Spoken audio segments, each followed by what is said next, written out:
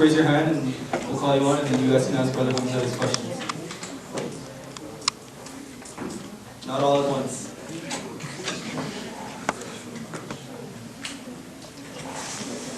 Yep. Alright, the fact that you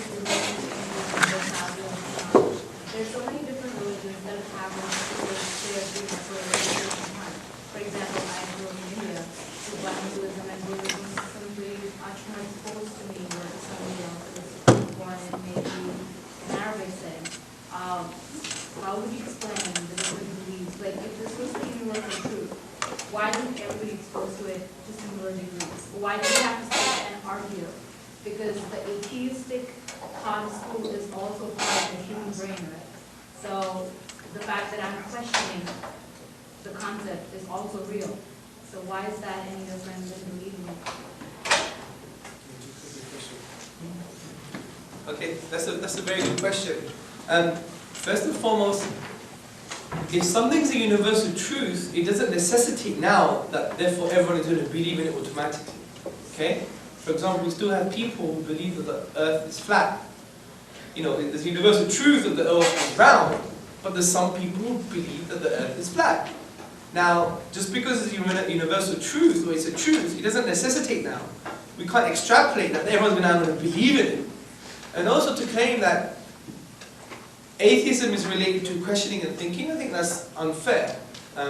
Generally, I think if someone thinks, it's because they're a human being, not because they're an atheist. And thinking doesn't necessarily lead to atheism, as I think the thesis today has shown that thinking can lead to other things like adopting the Islamic perspective, you see. So you're right, you know, a lot of questions do come into our minds, such as, if it's universal truth, why doesn't everyone have access to it? Well, the interesting thing with the Quran itself, it says, once you've accepted it and you acknowledge that it's a truth, then there are some responsibilities as you as a human being, which is now to convey that truth, yeah? And to convey it in the best possible means, as the Quran says, with beautiful speech, with good reasoning, and good dialogue. And that's how we should convey it. And it comes to people, and they accept it or they reject it, as a result of dialogue and discussion. And that's how we come to form conclusions. For example, all of these conclusions were formed as a result of questioning, as a result of discussion and dialogue. For example, I wasn't born in a Muslim family. I was born in a secular humanist family. My parents are Greek. They don't really adhere to the Orthodox Christian worldview. That was my perspective. And from that, I was thinking about man, life, and the universe, probing different aspects of religious philosophy, and I came to a conclusion. So, I don't think there's a one answer to that question, but to make it really simple, if something's universal, it doesn't necessarily mean that everyone would accept it. Because there's other reasons for people not accepting. One, they don't have enough information. Two, they have more questions. Three, the information that's been given is not coherent. Four, maybe arrogance. Five, maybe spiritual issues. Six, maybe the state of heart is not in line with accepting a reality. Could be so many different dimensions. We don't really know. All we do is we just, as human beings, we have an epistemic duty, which means a duty to knowledge, to have a discussion and form conclusions. Is that right? Yeah. I just feel that religion is a tool to better survival. Because there was only an age after which I started questioning, because there were certain inconsistencies in what I felt and thought, versus believing whatever my mom and dad were telling me. And the fact that that happened was because something threatened me. Something in my environment threatened me. So I came up with explanations to explain. I think religion is something similar to that. So we came up with explanations so that it's easier to survive and live in a comfortable manner. And that's why we have so many different versions of it. Yeah, I would disagree. I think that's an incoherent view on religion. The reason I personally feel that is because if you see like the emergence for Islam, for example, there was more threats to people becoming Muslim and adopting the Islamic worldview than the other way around. So it's threatening to actually adopt a monotheistic creed, you see. So it doesn't apply. That's why when I said in the beginning, we shouldn't, and it's easy to do that, but we should try and be conscious of the fact that sometimes we apply specific realities and we superimpose them on other traditions. That's where the small fallacy comes into being. So it's a good question, but I think that question should make you realize a little bit more that maybe I should investigate other traditions as well, rather just my particular Hindu whatever background. It doesn't mean you've had an experience here, therefore all other experiences are going to be the same. That it doesn't follow. You can't infer that. Yeah? So my humble advice would be to keep on thinking, keep on investigating, and that's the reality. And that's the beautiful reality of the Quran itself, which is don't be a product of your parents. Don't be a product of society. Transcend that. As the Quran says, are you just going to follow your forefathers, even if they were wrong? So yeah, thanks for the question. Thank you. Oh, it's right. There's a gentleman with the blue, the t-shirt.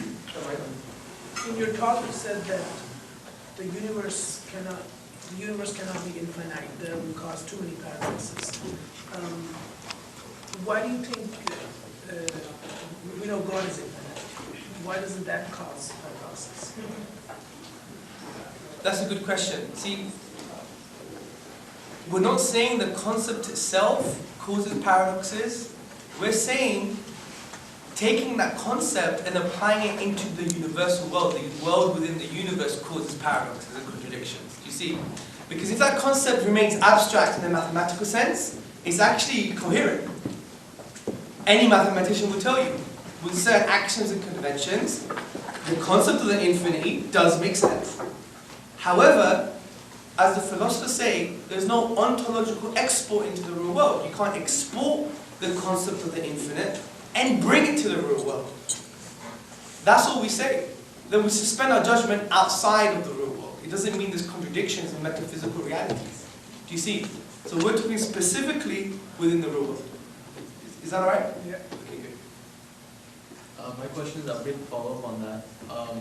Well, even in the Islamic perspective, we believe that God exists in this world as well. So if we believe that God is in this world as well, how can God be infinite? Well, Sure, good question. Well, first and foremost, Islamically, we don't believe in a pantheistic God. That's actually tantamount to shirk. Shirk actually means like attributing human qualities to the divine or attributing divine qualities to creation. And to say God is part of his creation is something that generally the masses of theologians do not accept. This is why in the Quran when we say God is close to us in the jugular vein, we say in his knowledge, not in his physical presence. Because we can't even say physical when it comes to transcendent. What does that mean? This is why David Hume, his dialogues concerning natural religion, he said, you can't make any analogy with God if God exists, because it's always going to be an anthropomorphic view. This is why in Islam we have an amazing balance between transcendence and immanence. Yeah, that's another discussion. But the point is, God is not part of the material world. It's actually, if someone says that, they're asking you to believe in a logical impossibility. They're asking you to believe as such a thing as a mother, father, or a square triangle. It's just logically consistent. An immaterial, infinite, holy being now is within a finite, material, unholy world. And that's why Muslims and even rationalists, they disagree with the Christian dogma. Because Christian dogma asks you to believe in impossibilities. Like there's a square triangle. That's why the main claim is to just have faith. You know, but we're talking about reason here. Is that right? Yeah. So you mean like in I didn't mean a material perspective either. I meant more like spiritually, I guess.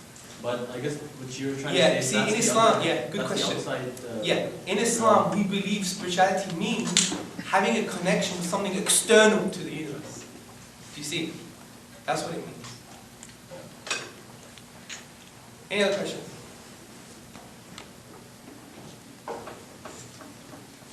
Yes, there's a gentleman in black.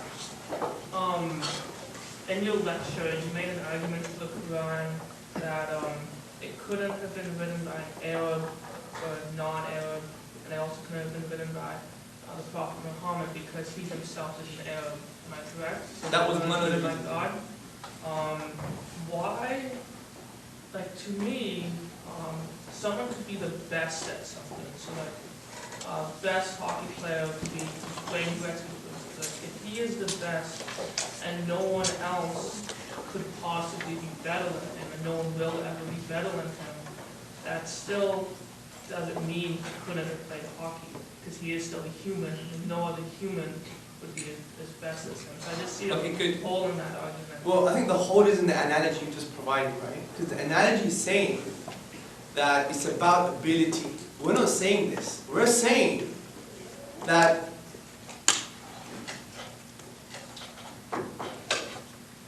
we transcend, or we go above and beyond a logical possibility. Because it's logically possible for you to be one of the best hockey players in the world, and no one can match you. But the problem is, you still have the stick, and you still hit the, what do you call that thing? Yeah? You still hit the puck, you still score goals, you still use your legs and your arms, and you still, for instance, use the same kind of maneuvers, but you're the best at it. If your analogy was true, it would then mean the Quran is the best poetry.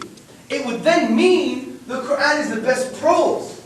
But the argument was, the Quran is neither of these. It transcends any type of expression in Arabic language with regards to the literary forms. So the analogy doesn't apply from that perspective, because it would then mean that you think the Quran, the argument is it's the best poetry, or it's the best prose.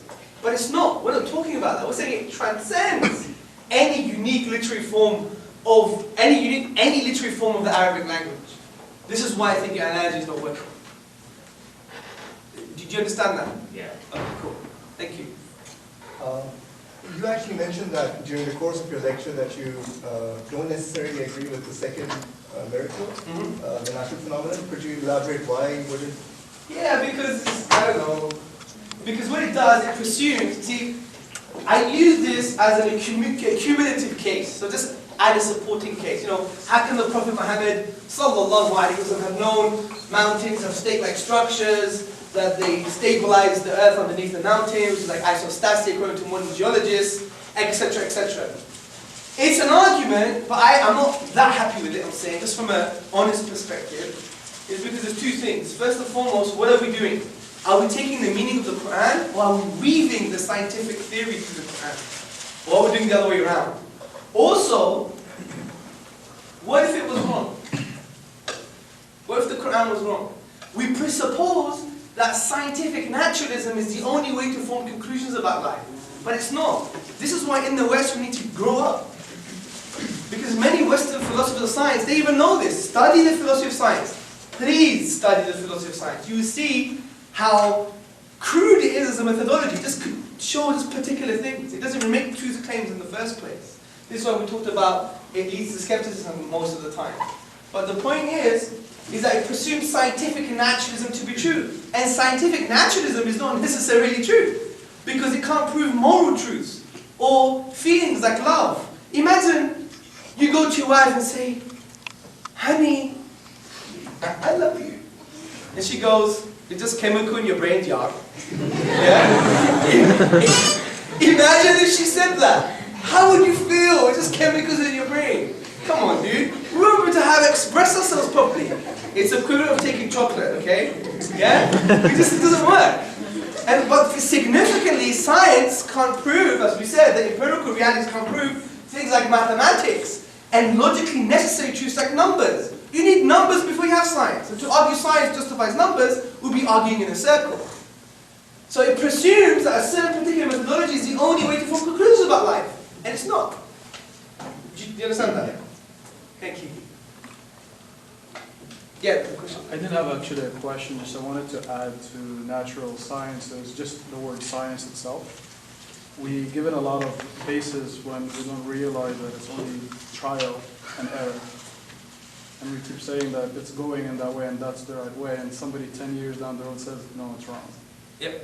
And it's all based on trial. Yep, it's a speculative methodology, definitely. Gentlemen, right. I have a bit of a sort of off the actual topic question. So a lot of us are enrolled in programs and like fields of study, and we're exposed to styles of teaching that do not expose us to the philosophical sort of religious views on life. We're very sort of crude, as you put it, because of maybe the Western style of education that's imparted upon us. But because of that, we don't get exposed to the kind of information that you gave us in the 1 hour lecture. So get to that sort of proficiency in these sort of things, do you need to go through some sort of formal setting in terms of Islamic philosophical education, or like what would be your personal advice on like, you know, everyone here if they would want to pursue? Yeah, that's a good point. My personal advice is just to think. The one philosopher tried to describe what philosophy was, which is different from kalam, which is a dirty concept in Islamic theology, which is speculative theology. Yeah, so we're trying to think how God thinks, which is an irrational point in the first place. We have to understand the role of the mind. That's a different discussion. Philosophy, all philosophy is thinking hard about something. That's all it is. As the Quran says, يَتَفَكَّرُونَ, for those who reflect deeply, think deeply. أَفَلَا تَعْقِلُونَ, do you not use your mind, as the Quran says? So that's the reality, is think deeply. It is, we don't have time to think, dudes. We have the iPhone, yeah, TV, playing games. We go, I don't know, girlfriend, boyfriend. You know, we got so many different distractions we have, especially in the West. Because if you think about it, entertainment has been designed to take us away from thinking. It's been designed to take us away from thinking. Even to the point a study was done and they put normal Westerners like me and you in a room and said, right, for 3 days or something, just be in silence and think. People broke down. People didn't know what they were doing with their lives. They didn't know who they were. They were collapsed. They were depressed. That's the reality of the human being now. It's a huge shame. It's a huge shame that sometimes I have to go through this 50 times before I just understand a basic concept. And I do this with medics, with PhD students. It says a lot about our education system. It means our education system is almost like memory, just based on memory. Put the code in, it comes out. Yeah? It's not concept orientated. And that's a big problem. It's hard for us to gain new concepts and apply them to realities we've never dealt with before. And that's the methodology of the current, and that's not all sciences, because if you study philosophy and psychology and stuff like that, it's different. That's why I always advise Muslims, or human beings, always do the soft sciences like psychology, philosophy. Why would we become medics and engineers all the time? Reductionist subjects. It doesn't make you think, really. That's why if you think about it, the most intelligent people are the psychologists, the sociologists, on the high level in the philosophers, because they could think outside the box. They're more conceptual. So I think it's very important for us to be conceptual and understand ideas and apply them in different realities and test them. But the way we learn is David Hume said so-and-so, you know, this theory, this is the evidence, and that's it. That's what we have. We just have data. But seldom it's concepts. And that requires proper thinking and interaction and discussion. This is why it's sad that in the West we're moving away from our debating societies. Remember, we used to have them a lot, especially in the 60s, 70s. Oxford University was known for its debating chambers. Remember Malcolm X? In his debating, Malcolm X was a don. Yeah, he was amazing. Discussing ideas, testing them out in the public domain. Now we're scared to even discuss ideas. We're scared to talk about religion. Because we're going to offend someone. We're going to offend the Muslims. Yeah? See, we have to understand there's a difference between offense and discussion. You know, I'm not going to start a discussion by saying, you know what, your mum is so fat. You know, that when she goes on the scales, it says to be continued. Yeah? Is that having a conversation? If you know someone loves the Prophet, Muhammad sallallahu alayhi wa sallam, the last thing you will do to engage as human beings is say, you know, your Prophet said this. And I've learned this with atheists, because sometimes I'm very arrogant. And I say, you know, I call him the new prophet of atheism, Richard Dawkins. I don't say that now because I know it's offensive. Yeah? As I say that atheism is a non-profit organization. Anyway, the point I'm trying to say, forget that. The point I'm trying to say is, we shouldn't create those emotional mental barriers when we connect with other human beings, right?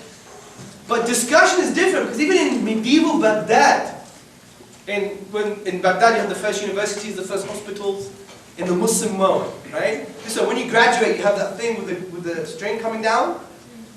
Many of the first graduates of humanity, which were Muslims, because we had the first universities, when they graduate, they just put the Quran on their head.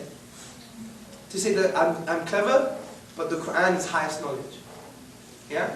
Anyway, the point I'm trying to say is that we need to start having proper discussions and discussing these real ideas, because they're profound ideas. They have so many different implications. Because if you think about it, if we want to have ultimate meaning in our life, and ultimate purpose, and ultimate value, then we need to discuss metaphysical concepts like religion.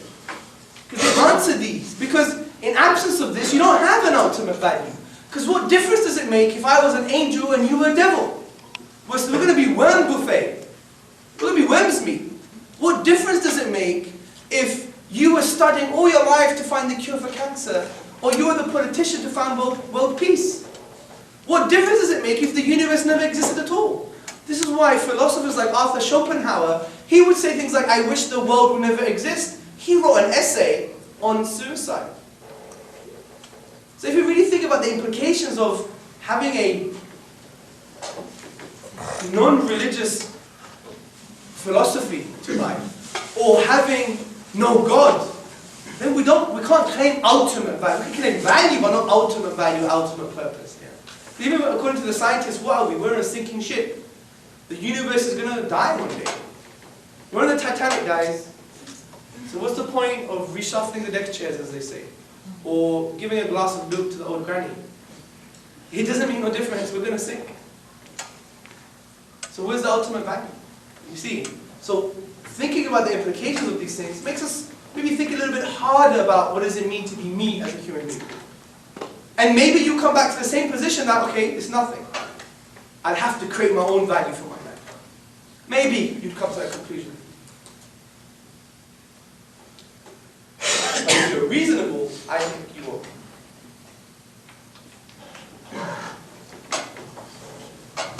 Yes. Assalamu alaikum. So, I had a question concerning testimony. yes. And how do you know that Greece exists? Well, we've never been there, Yep. so we don't know. But if somebody told you that there was a building there that was blue in color, and you can actually testify to that by actually going there and visiting it. So it's kind of hard with a country, because you can say, well, welcome to Greece, a sign or something. It might be difficult. But if something was blue, then you can visually identify that it's blue, as long as we all agree that it's blue. Yep. So it's something that actually we can test out. So if Yeah. somebody were to say, well, that's how we know Greece exists, Yeah. kind of thing, without testimony, it's just by us visiting there. So it's something that we can prove. Like somebody can actually, Yep, I got your point. you see what I mean? Okay, well, the point of testimony was you may be able to verify eventually, but you hold the belief without verification that Greece exists. That was the point. And secondly, if you want to apply your analogy, well, you can verify if the Quran is unique. You could learn Arabic and test it for yourself. Repeat that question, please. Okay, the question was about testimony and using an epistemological argument to show that you believe in things that you haven't experienced based on testimony. And I said, if we apply it to the Quran using logical deduction, taking a universally accepted statement and from that drawing logical conclusions, we could come to the conclusion that the Quran is from the divine. And we did that. It can't be from an Arab, non-Arab, Prophet ﷺ, etc., etc. And the brother was saying that, but with the reality of Greece, or things that we believe that we haven't experienced, we could eventually experience them and test them out. I'm saying, well, that's the same with the Quran. You could eventually in Arabic and test it out. So it still works both ways. Just takes longer. So, That's trust fair me, enough, yeah. some guys who have girlfriends who can't speak English would learn Zulu, right? And that's what they do. You see, some guys fall in love, in 2 weeks, I know Zulu. Yeah? Do you see? So it's no excuse. As long as you have the drive, you can do it. For example, I know English, I know Greek. You know English and Arabic and French. Canadian. Hey. Question in the back, the guy with the white top. I have a question. Like, you know, if you have a strong foundation, you can build up on it. Yes. Why, like, in the early Muslims, they built universities, algebra, chemistry, they contributed to society. Today, why is it, even though we have foundations right, why is the Ummah disintegrating into Hanafis, or you should pray like this, or you should have your feet, you know, your ankles above your thing, all that? Why are we not contributing to society? The fundamentals and the foundations are stronger. What's your question? Islam is like, you know, the root of Islam is like fundamentals are clear for everyone. Why today is it not contributing to society how it did previously?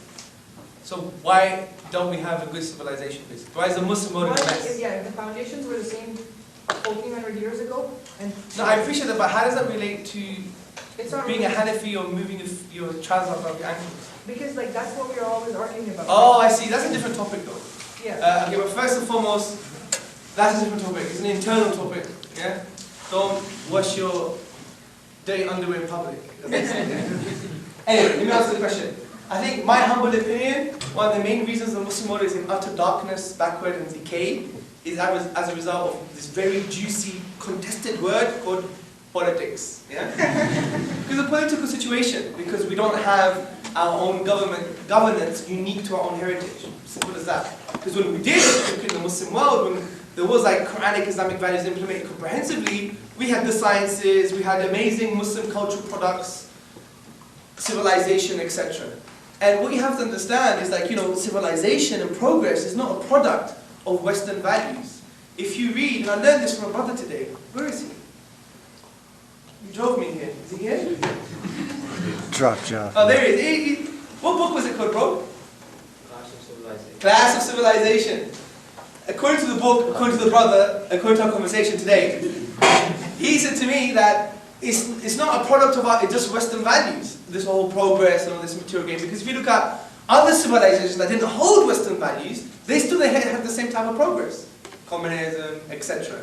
So for me, it relates to other studies that I've done, that if you have an ideology that's implemented politically and socially, then it would manifest itself, and therefore you would have change, you would have progress and material progress. So it's not a Western phenomenon progress, okay? This is why, if you read the intellectual development of Europe, you'd see that historians of science say we would not have Western civilization if it wasn't for the Muslims. Because when they had civilization, they preserved the sciences and developed, etc., etc. So it's a good question. It's a political reality, in my opinion. It has nothing to do with Islam itself, because when Islam was implemented, you had good things with regards to civilization and progress. And I think the main point to take is that it's more a political question. And that's why, yes, I agree, sometimes we should stop arguing about petty things and have a priority list on what to argue about, at least. Because there is an element of priority. It doesn't belittle the fact that we should do the things that we should be doing as Muslims anyway, but there is a level of priority. If your house is burning in the corner, you don't start discussing about next week's lottery or something. You're just not going to do that, it doesn't make sense. Is that okay, brother? Okay, we have a question from the paper. So, in your video, IERA, the Argument from Design, a video introduction, you mentioned that the initial conditions of the universe point to a supernatural designer. I understand why you say that these initial conditions cannot come from natural necessity, since they precede the laws of nature. But I don't understand how you make the jump to concluding that there is a conscious designer behind these conditions, especially one who is concerned with the affairs of humans. What if they were just there, as opposed to coming to be out of a plethora of other options, as stated in the chance argument? Okay, that's good. Well, I think the question is actually self-contradictory, because if you pose the option that the fine-tuning of the universe and the constants of the universe to permit our existence is just there, is arguing for physical necessity. That's what physical necessity means. They're just there. But we know they can't be just there, because we can have other universes that do not permit life. And it's more likely that a universe should exist not to permit life in the first place. So I think the question has misunderstood that. But also the design argument is the inference to the best explanation, because it's shown, if you guys know the argument, it's shown that physical necessity can't explain the physical constants of the universe to permit our existence. Chance cannot adequately, rationally explain the physical constants to permit our existence in the universe. Therefore, the best explanation is design. That's the only option we have left. And from a design perspective, I would argue it is conscious, because it has to fine-tune the physical constants, design them. And secondly, I would argue it does care, because he made the whole universe for you, man. Do you see? So I think that's important. I don't know who answered the question. If that's satisfactory, it's satisfactory. If it's not, email me. My email is there, my blog spot is there, okay?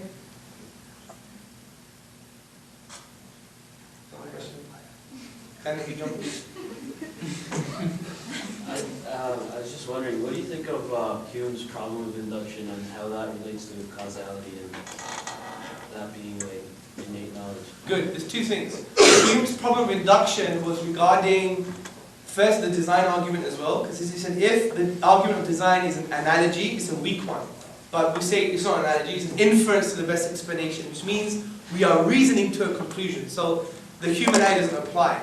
The other thing with regards to causality, we could imagine a horse popping out into existence here, right? Without any cause. We can't imagine that, right?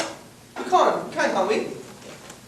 But does it mean that in reality it happens? That's what essentially David Hume is saying. We can imagine things not correlating to the perceived causes, but in reality, we have good reason to believe that they do come as a result of the causes we perceive. For example, if I turn the switch off, right, on the light, and the lights turn off, I do that 1,000,000 times, you would say, well, the cause is my hand movement, and the effect is the light turning on and off. David Hume would say, you can't claim that. That's why he almost argued for a form of occasionalism in a way.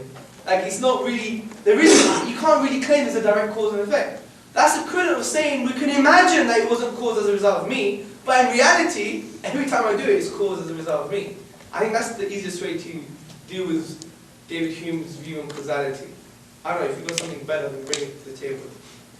No, I was looking for an answer from you. But are you okay with that? Yeah. Cool.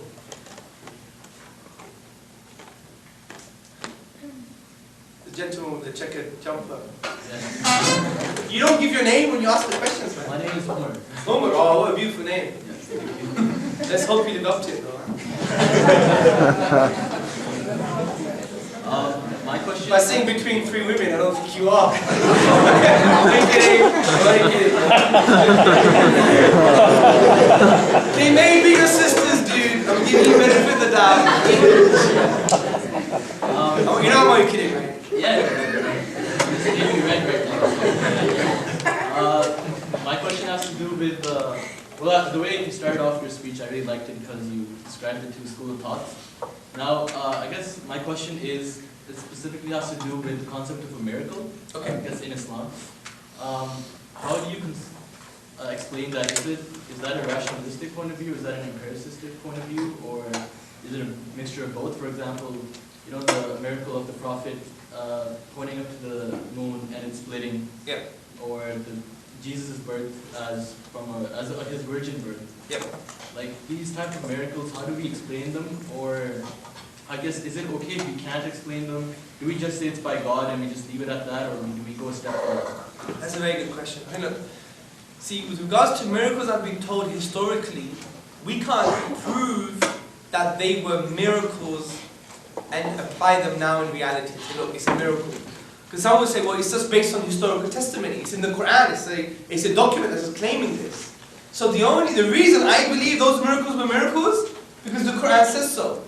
Because it's a document that can be justified to be from the divine, as we just spoke about. Do you see? If a book is from the divine, and it says, for instance, you must wear a leather jacket on Fridays, I'm going to wear a leather jacket on Fridays. Because it's from the divine. I ain't messing with the divine. He's obviously far more intelligent than me. Also, if it says that these miracles happen, then we take it because the divine said so. But you have to understand that miracles are coherent. Now the old view of miracles, the David Hume view of miracles, which were violations of natural law, right? Miracles are violations of natural law. But that's incoherent because what are natural laws? They're just inductive generalizations of patterns we perceive in the universe. And there's patterns we perceive. Like something transcends the pattern and goes against it, does it mean it's a miracle? No, it means maybe our induction was wrong. Or maybe we haven't been looking hard enough, or we haven't been there long enough to see the difference in the pattern. Maybe it's part of the pattern in the first place. We just haven't lived for billions of years when the pattern changes. Whatever the case may be. That's an incoherent view of miracles. The most coherent view, in my opinion, is one that's called an act of impossibility. Which means we can't find naturalistic explanations for the occurrence of a particular event. For instance, if I take this water bottle, remove the top, and I put it back together, whoops. Put it back together, shake it a bit, spin it, put it on the table, and I create the guy. You'd be like, okay, that's impossible, because there's an event now as a result of the nature of the event. When we go to the nature of the event, we exhaust all logical possibilities, naturalistic possibilities, and we can't find an explanation, then it's an indication to the supernatural. That's what we mean by miracles. So when Isa alayhi salam did the miracles, when the Prophet did these miracles, they were acts of impossibilities. Because we couldn't explain it naturalistically, so they're an indication to the divine. This is why we believe miracles actually are miracles, because they're actually a proof for the existence of God as well. But you have to define it properly and show that you can't find an explanation in the natural world, a logical explanation. And in absence of one, as a result of exhausting naturalistic explanations, you can't find a natural explanation, therefore it indicates it must be supernatural. So you're pretty much saying like the laws of physics as we say them to be, they're just under what the, I guess under human civilization, the way we perceive them to be, but they don't have to be that way, absolutely. Type of thing, right?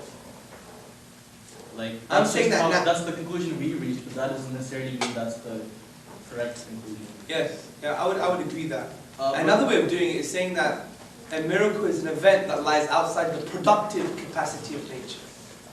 Which means it's an act of impossibility, it's logically impossible But according to us, we can never really know what nature, all the conditions that nature has, because we're not able to judge it, because it can change any time, and we can just say, oh, it changed, that's the way nature is, we were wrong before.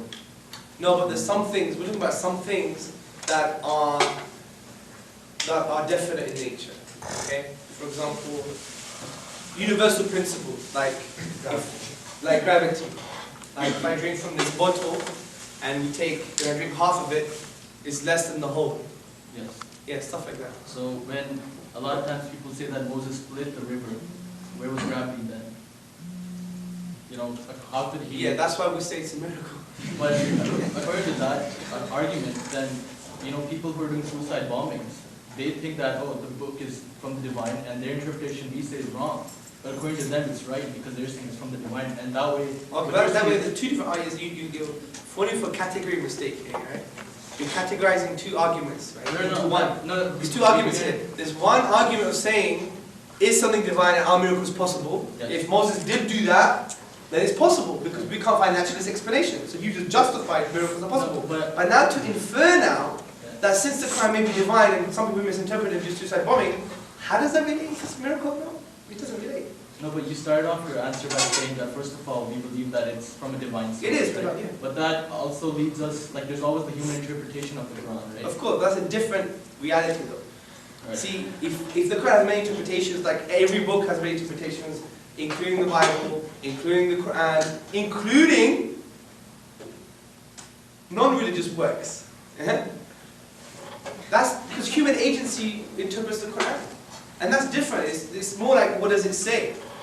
How do we know what it's trying to say to us? You see? So it doesn't necessarily mean that it's not a miracle now. It's still outside the productive capacity of Arabic language. It's still its own uniquely true form. It still mentions things that couldn't have been explained naturalistically. It's a miracle. But its teachings, there's difference of opinion, there's a scope of interpretation. So it doesn't negate the fact that it's a miracle. Do you see? And suicide bombings are not a religious issue anyway. I don't know why you always... I mean, for some people there. I'm not saying for me.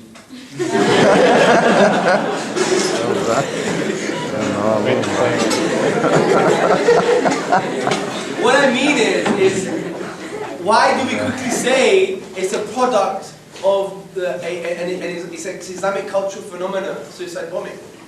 Because we've got no academic evidence for this. The only evidence we have thus far, well some, is from Professor Payton of an American university that wrote a book, Dying to Win, The Logic of Suicide Bombing. And he came to the conclusion that religion is this language that people use, but the basis of that is political oxygen. And he said the biggest suicide bombers in 2004 were a Marxist secular group called the Tamil Tigers.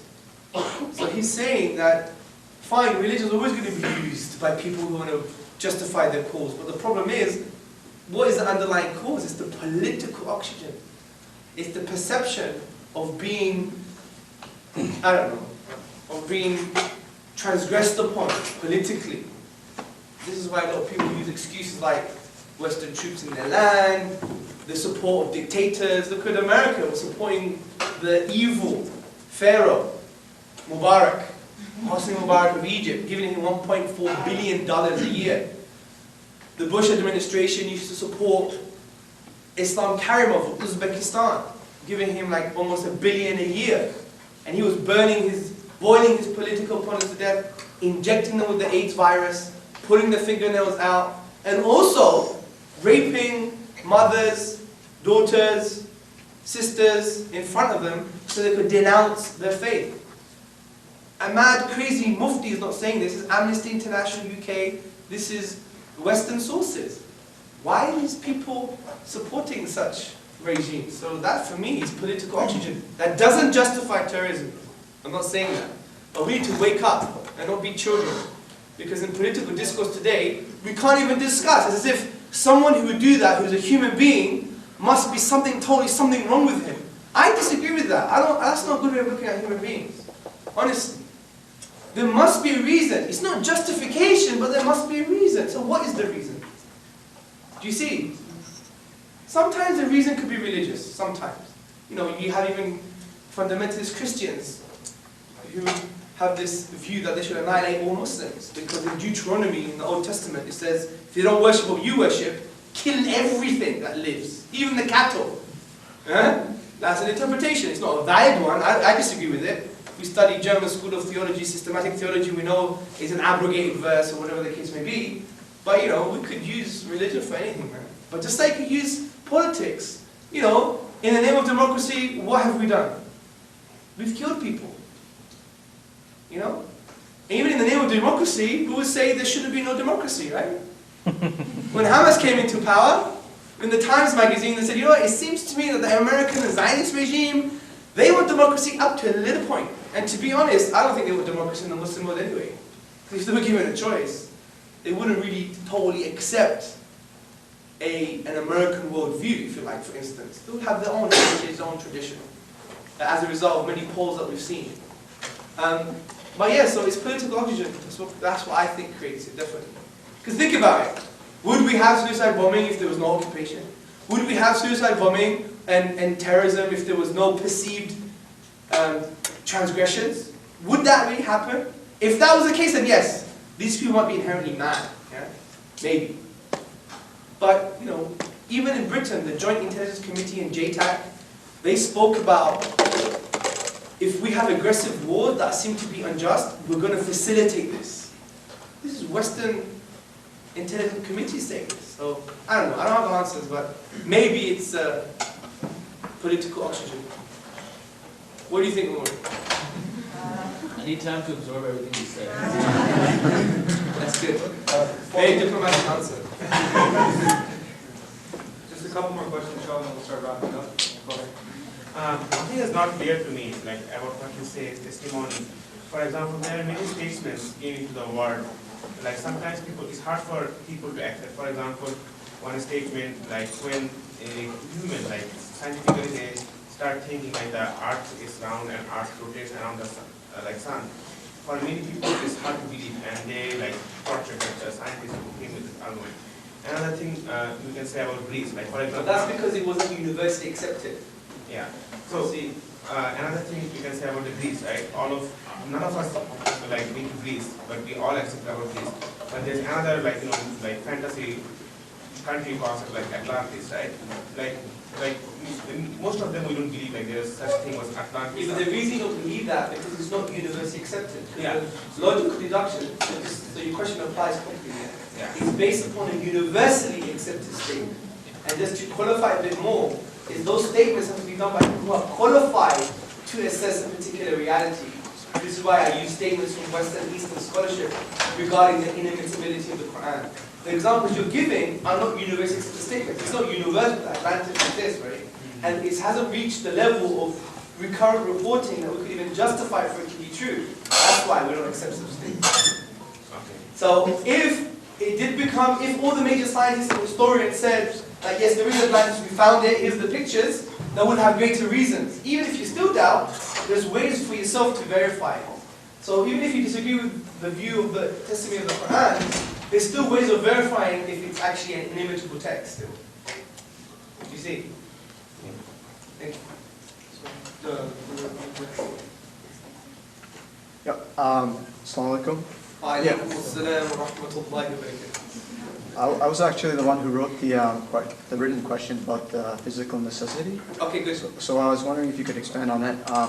Mainly, that say we accept the fact that there is a transcendent cause of this universe. But what's to say that there aren't fixed conditions in that transcendent plane, whatever you will, that forced this universe to come about instead of choice? Yeah. So you're saying, say this transcendent cause might be still contingent on physical law, a type of physical law. But the point is, remember on conceptual analysis we discussed that it has to transcend time and space because it created time and space. And it's not contingent upon time and space. It's not dependent and limited. So that's why it's independent and unlimited, you see. So that's how I think you'll be able to deal with it. Is that right? I think we should carry on with the questions, man. We do these questions, which is... I know you're going to go home, but go home, man.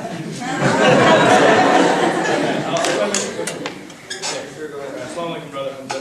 Wa alaikum assalam wa rahmatullahi wa barakatuh. Would you please mind explaining or elaborating upon the concept of causality outside of time? Because in the Kalam cosmological argument, obviously the premise isn't physical, it's a metaphysical premise. Yes. Would you mind explaining what that really means, causality outside of time?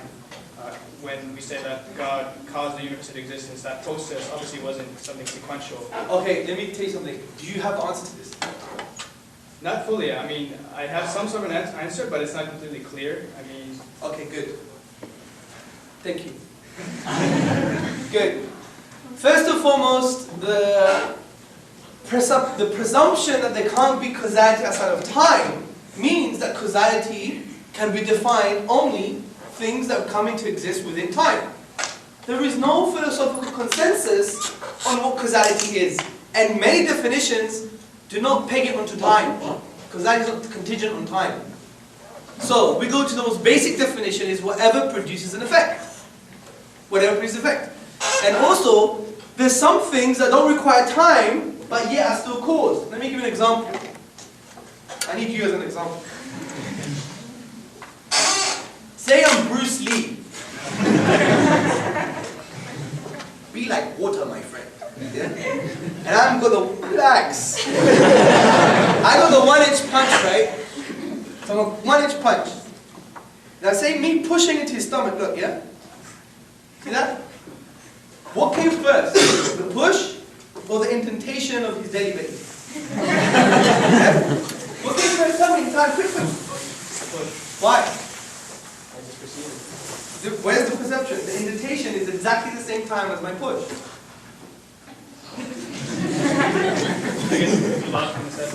No, look, you see, what we say, what the philosophers say, there's such a thing as causality called asymmetric causality, which means that the cause is prior causally, but not prior temporally, not prior in time. So that basically means that without the push, the indentation would exist.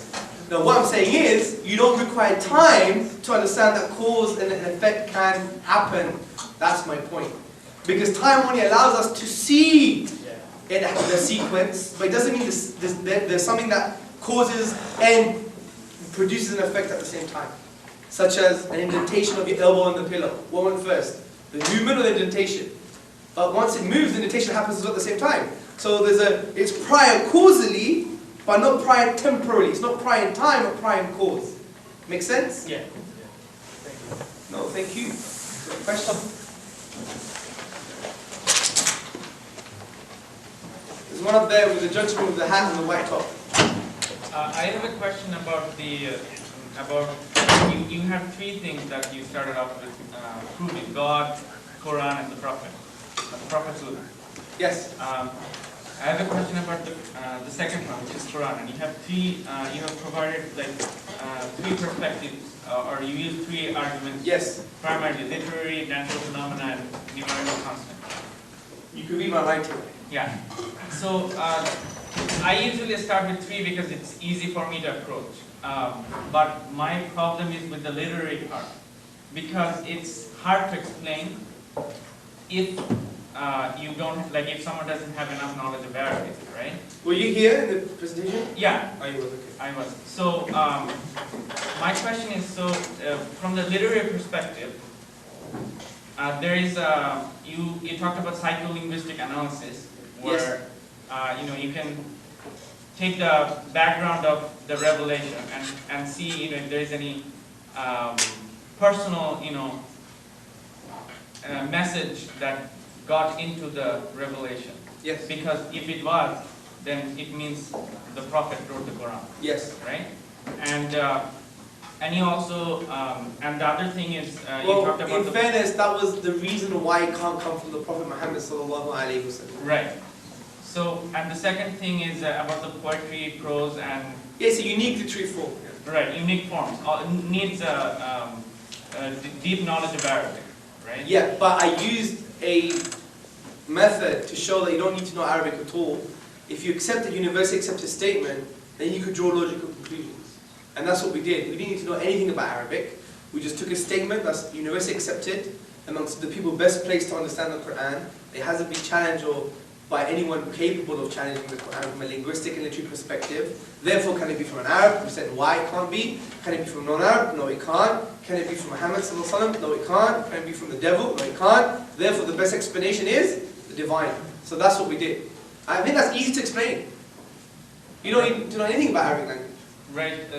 So, but my question is that, is there any other way? Like, for example, is there a way to look at the message of the Quran? Yeah, of course. And understand? So, Yes. like reading the translations of the Quran. Yeah, you can do. You can do. I mean, my argument is that everyone should read a good translation of the Quran and really study it. The Quran is not a beginning and an end book. It's not like the Bible. You have Genesis then Revelations. Yeah, you don't have that. In the Quran, it's actually a four-dimensional text. There's no in the beginning and in the end. It's four-dimensional. So with the Quran, the scholars advise us to keep on flick through it, opening it, read, see how different concepts relate. This is why we have a concept in linguistics called intertextuality or introtextuality. Concepts relate throughout verses, throughout chapters, and within verses and within chapters. It's a four-dimensional text. When you see it from that perspective, you see concepts jumping out at you. Questions, thinking, talking about hell, talking about heaven, talking about reality. And those things would obviously evoke thinking and make you make decisions about life. So yeah, we should. But I would argue the Quran has something very unique, which is the concept of God is actually something we can believe in. It doesn't make you believe in impossibilities. It doesn't say God is within the universe, pantheism. That's an irrational point. Because by definition it doesn't make sense. How can an unlimited holy being be part of the universe? It doesn't make sense. If the God is part of the universe, then it's equivalent of saying that the universe created itself, which would mean that the universe existed and didn't exist at the same time. Also, we have Christian theology, in my personal opinion, doesn't make any sense. About you have three distinct persons but one essence, as they say, homoousios, which is a Greek word, I know how to read Greek, yeah, which means the same essence. So, the same essence but three